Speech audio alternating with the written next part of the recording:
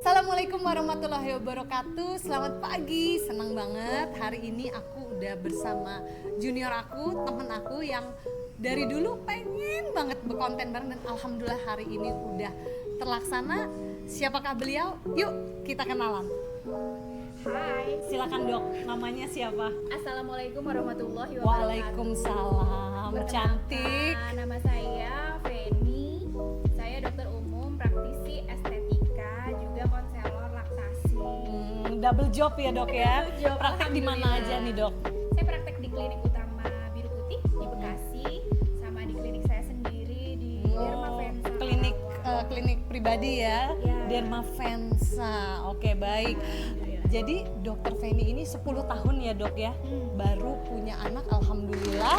Beliau baru saja melahirkan dan beliau sudah melewati IVF 3 kali atau bahasa awamnya bayi tabung, kemudian sudah inseminasi 2 kali, sudah HDLO bahasa awamnya operasi, kemudian sudah PLI ini untuk kalau yang ini ya dok ya, alergi sama sperma ya dok ya. Terus juga beliau sudah melewati akupuntur 5 sesi. Yuk kita langsung aja ngobrol-ngobrol sama dokter Feni yang luar biasa. Baik dok, boleh dijelaskan aja dok satu-satu ini tindakannya gimana dengan bahasa awam dicampur medis ya dok ya. Kita mulai dari yang paling umum aja di masyarakat yaitu IVF atau bayi tabung, in vitro fertilization. Silakan dokter Feni. Jadi saya sudah melewati fase IVF itu 3 kali. Saya pikir tadinya dokter Nadira IVF itu bayi tabung itu udah langsung berhasil. Iya. Saya begitu ya, karena memang sudah biaya yang luar biasa, ya lumayan lah ya, mahal. Nggak taunya masih bisa gagal. Ada kemungkinan berhasil tuh ya 50-50 lah antara berhasil sama yang gagal. Dan ternyata yang pertama itu saya gagal. Ya. Menelan biaya menelan biaya berapa tuh dok? Kalau IVF-nya ya, ini mau jujur apa mau gimana? Kisaran aja dok, kisaran aja dok. Kalau berkisar ya, berkisar kurang lebih 150. Satu kali ya. Iya serius. Serius? Itu dengan lab, pemeriksaan lab-labnya. Tapi itu bayar langsung segitu ya? Enggak, Di depan enggak oh juga, enggak. Oh enggak jadi juga. sistem pembayarannya? Jadi kalau bayi tabung itu kan apa ya? Jadi sebelum kita proses bayi tabung IVF-nya itu kita cek dulu lab semuanya, suami istri itu dicek dulu detail, terus kemudian haid hari kedua baru kita ke objin, nanti kita diteropong HSG nggak sih? Iya, HSG juga? udah duluan. HSG udah dulu awal-awal banget. Iya. Oh yang memutuskan untuk IVF di tahun ke? Di tahun ke-8 dan 9. Oh wow, ya Jadi inilah ya. Ini awalnya itu kan aku setahun 2 tahun pasca menikah itu kita mau yang natural dulu lah ya. Iya. Banyak honeymoon, jalan-jalan, happy, healing-healing. Iya. Katanya kan belum berhasil. Di tahun menjelang tahun ketiga baru kita putuskan untuk kita berobat deh ke fertility gitu, ke dokter objin, subspesialis cover lah ya. Fertility. Nah, terus kemudian kita di situ pertama kali itu Inseminasi. tahun ketiga. Pengen tahu nih bedanya antara inseminasi dan dengan IVF atau bayi tabung. Nah ini gimana nih dok bedanya nih dok? Kalau pastinya berbeda. Bayi tabung itu jauh lebih long protokol ya, maksudnya komplit lah gitu. Kalau Inseminasi itu jadi hanya sperma suami diambil ya, dikolek, terus kemudian dimasukkan ke rahim ya melalui misfi si istri gitu, hanya dimasukkan tapi tidak diambil telur kita, telur Oh istri. iya. Oh lebih simpel ya dok untuk Bayi tabung kan diambil kan, jadi dikeluarkan direkayasa di lab ya dok ya. itu embrio sampai jadi embrio lalu ditanam lagi. Itu yang membuat mahal ya dok ya. Tapi itu tuh berlaku 1 kali aja dok. Jadi kalau gagal, lala. Lab masih berlaku sampai 4 bulan atau 6 bulan tuh masih bisa nggak ngulang. Oke. Tapi kalau itu Labnya apa aja sih dok untuk IVF bayi tabung, apa aja sih labnya? Salah satunya dok? Darah lengkap, analisa terus sperma, kemudian AMH, AMH, anti Mullerian hormone ya dok ya? hormon kita Banyak ya dok ya, Lupa, sampai lupa ya, saking banyak. Tolong ya teman-teman yang tahu, teman-teman yang pejuang garis 2 dan teman-teman sejawat dokter Objin, veto maternal juga boleh tulis di kolom komentar ya apa aja sih cek labnya, penasaran nih. Oke, kemudian dok, jadi intinya inseminasi itu lebih simple dari bayi tabung, makanya harganya juga lebih murah ya dok ya. Kalau inseminasi berapa tuh ya dok ya kira-kira? Sekitar 2,5 sampai 5 juta ya per siklus ya dok. Kalau aku ya kisaran 8 ya sampai 10 apa 12. Aduh merinding, mahal sekali ya. Gimana kali ya? Iya ya, kembali lagi ya tergantung di Jogja pasti akan beda dengan Mungkin yang maksudnya di rumah Jakarta Selatan ya. Iya, jadi iya kayak gitu ya. Oke. Itu beda ya tiap-tiap tempat. Tiap tempat beda ya. Baik dok, kita lanjut. By the way tadi jadi bayi tabungnya gagal terus coba lagi. Coba lagi. Yang kedua. Yang Tapi kedua. memang disarankan untuk akupuntur. Oh disarankan dari IVF-nya untuk akupuntur ya.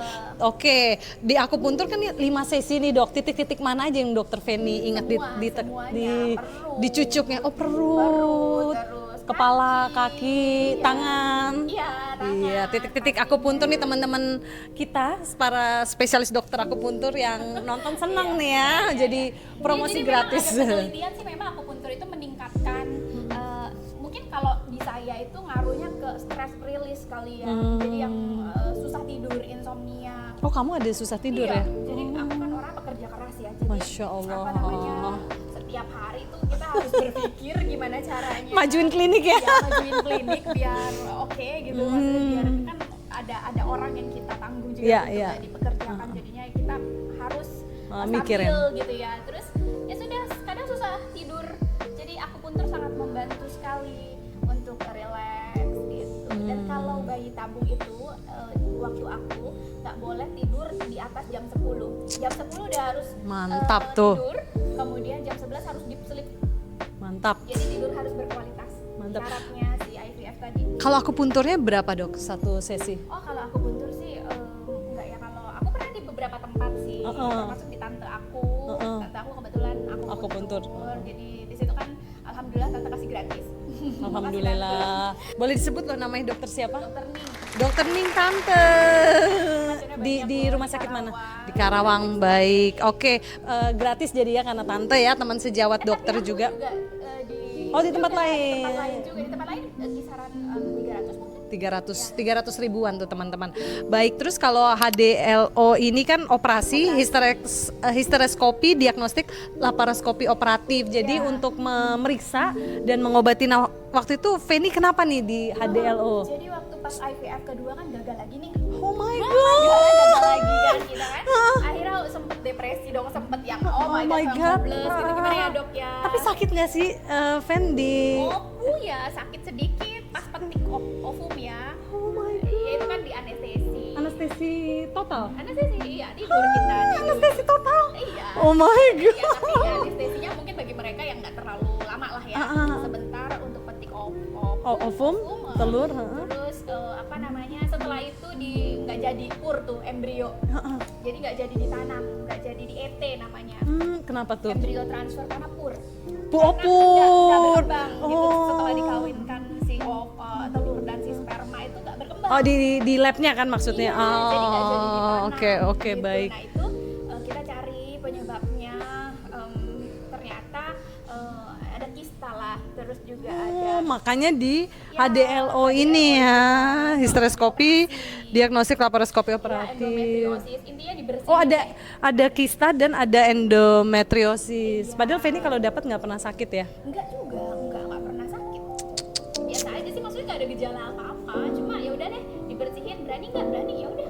Kita operasi deh. Tapi kista juga selama ini tidak ada gejala. Nggak ada. Memang hilang timbul ya, karena kan hormonal juga kan ya, Iya.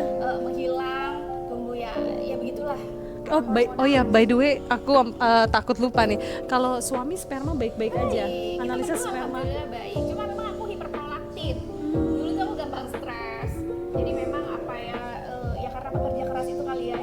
Dan sekolah kedokteran kali ya dok ya. Iya. Terus aku juga ambisius kali ya, terlalu ini. Jadi ya udah deh, jarang, maksudnya stres banget. Jadi itu tadi sih. Ya udah jadinya suruh istirahat. Gitu. Nah kemudian ketika ada endometriosis, kista,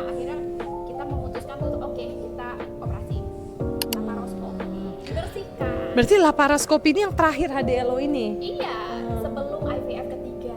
Sebelum IVF ketiga, terus jadinya di IVF ketiga. Setelah operasi itu kita misalnya setelah operasi itu jadi dokter SPOG ku bilang 6 bulan, jangan lebih dari 6 bulan nih kalau misalnya mau coba si IVF lagi biar masih bagus gitu loh. Ya kan kita kan dibersihin tuh ada perlengketan Iya, perlengketan. Jadi setelah dibersihkan ya udah jangan lama-lama lagi kalau mau IVF. Penasaran deh, kan banyak perempuan yang mengalami perlengketan ini. Dokter Feni bisa jelasin nggak?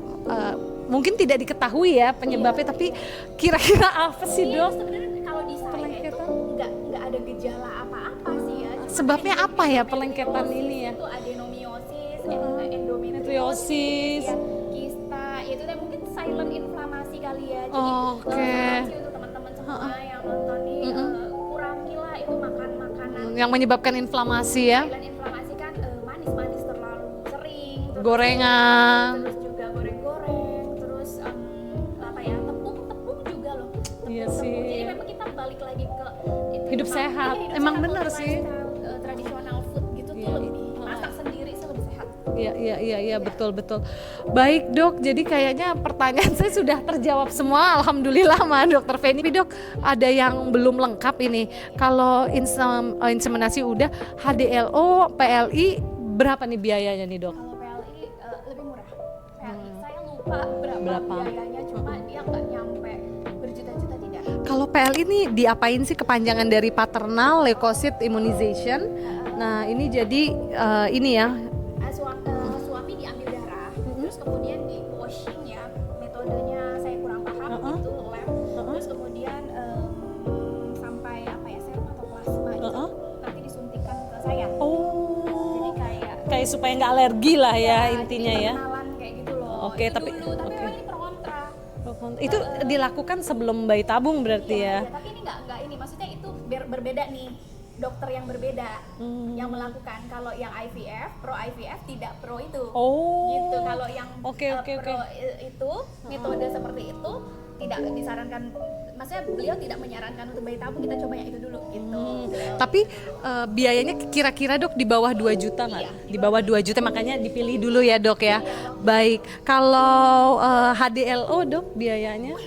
Mau jujur apa Mau jujur dok, Jujur, tapi nggak bisa pakai BPJS ya dok ya?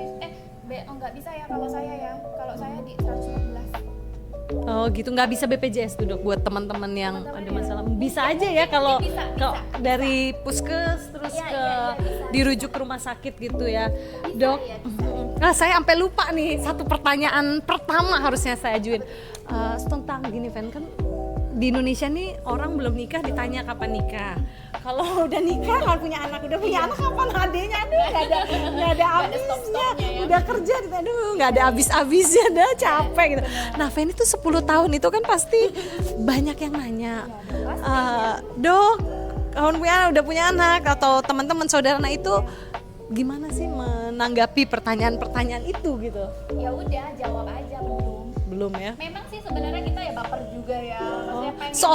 Seorang dokter Feni yang aku tahu banget memang jadi Feni ini salah satu teman aku yang dari awal tuh tahu banget maunya apa. Kalau aku kan tahu maunya apa tapi masih berubah-berubah, maksudnya adventurous banget. Feni tuh dari dulu aku tahu banget emang pengennya dokter yang bergelut di bidang kecantikan dan emang pengen kadoin ya, pengen banget punya anak gitu. Jadi emang udah tahu apa yang dimau, tapi itu pun tetap nggak nyaman ya Fen ya ditanya.